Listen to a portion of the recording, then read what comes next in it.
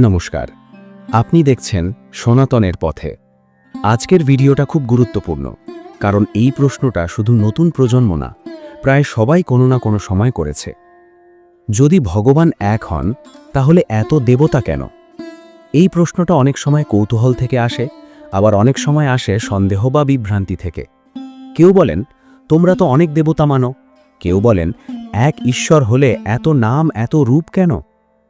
আজ আমরা এই প্রশ্নের উত্তর দেব খুব সহজ ভাষায়। কোনো জটিল দর্শন নয়, কোনো তর্ক নয়, শুধু শাস্ত্রের কথা আর সাধারণ বুদ্ধির কথা। ভিডিওটা শেষ পর্যন্ত দেখবেন, তাহলে অনেক ভুল ধারণা নিজে থেকেই পরিষ্কার হয়ে যাবে। প্রথমে একটি ছোট উদাহরণ। ধরুন, সূর্য একটাই, কিন্তু আপনি তাকে কখন দেখেন? সকালে বলেন সূর্য উঠেছে, দুপুরে বলেন সূর্য তেজস্বী, সন্ধ্যায় বলেন সূর্য অস্ত যাচ্ছে। সূর্য কি বদলে গেল? না, বদলেছে আমাদের দেখার অবস্থান। ঠিক তেমনি ভগবান এক, কিন্তু উপলব্ধির রূপ অনেক। শাস্ত্র আসলে কি বলে? সবচেয়ে আগে একটা কথা পরিষ্কার করা দরকার। সনাতন ধর্ম কখনো বলেনি ভগবান অনেক। সনাতন ধর্ম প্রথমেই বলে একং সদ্বিপ্রা বহুধা বদান্তি, ঋগ্বেদ।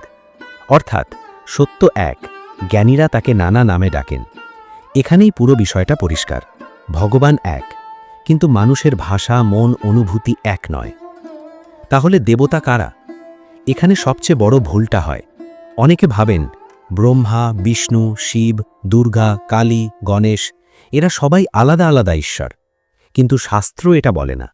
শাস্ত্র বলে ভগবান সমান সমান তত্ত্ব, দেবতা সমান সমান রূপ ও কার্য। একটু সহজ করে বলি, একটা উদাহরণ দিই। ধরুন, বিদ্যুৎ এক, কিন্তু সেই বিদ্যুৎ দিয়ে কি কি হয়? পাখা চলে, আলো জ্বলে, ফ্রিজ চলে, মোবাইল চার্জ হয়। তাহলে কি বিদ্যুৎ আলাদা আলাদা? না, বিদ্যুৎ এক, কাজ আলাদা। ঠিক তেমনি সৃষ্টি রক্ষার কাজ বিষ্ণু, সৃষ্টি করার কাজ ব্রহ্মা, লয়ের কাজ শিব, শক্তির প্রকাশ দুর্গা, কালী, বিদ্যার প্রকাশ সরস্বতী, ঐশ্বর্যের প্রকাশ লক্ষ্মী। তত্ত্ব এক, কাজ অনুযায়ী রূপ আলাদা। রূপ কেন দরকার? এখানে খুব মানবিক একটা সত্য আছে।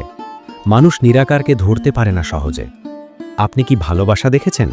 না, কিন্তু অনুভব করেছেন। ভগবান তেমনই, নিরাকার, অদৃশ্য। কিন্তু সব মানুষ তো যোগী বা জ্ঞানী না। তাই শাস্ত্র বলে যে যেমন বুঝতে পারে তার জন্য তেমন রূপ। মা যেমন সন্তানের জন্য কখনো মা, কখনো শিক্ষক, কখনো রক্ষাকর্ত্রী। মা এক, ভূমিকা অনেক। ভগবান কি রূপে সীমাবদ্ধ? না, একদম না। গীতায় স্পষ্ট বলা আছে অব্যক্ত অক্ষরা ইত্যুক্তাহা। ভগবান অব্যক্ত, রূপের বাইরে। কিন্তু আবার গীতাতেই বলা যদা যদা হি ধর্মস্য গ্লানির্ভবতি, আমি প্রয়োজন অনুযায়ী অবতার নেই। মানে কি? ভগবান নিজে রূপে আবদ্ধ নন, কিন্তু মানুষের কল্যাণের জন্য রূপ গ্রহণ করেন। তাহলে কি যে কোনো দেবতাকে মানলেই হবে? এই প্রশ্নটাও আসে। উত্তরটা খুব সুন্দর। গীতায় বলা হয়েছে যে যে দেবতার ভক্ত তার বিশ্বাস অনুযায়ী ফল পায়। কিন্তু শেষ সত্যটা কি?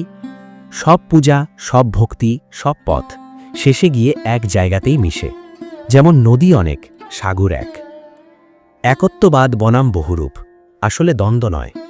অনেকে বলেন এক ঈশ্বর মানা আর অনেক দেবতা মানা কি পরস্পর বিরোধী? না, একদম না।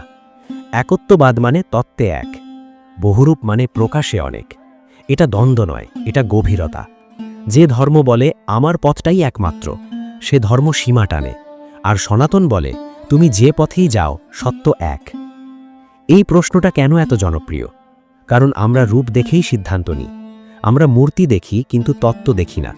নাম শুনি কিন্তু অর্থ বুঝি না। ফলে মনে হয় এত দেবতা মানে বিভ্রান্তি।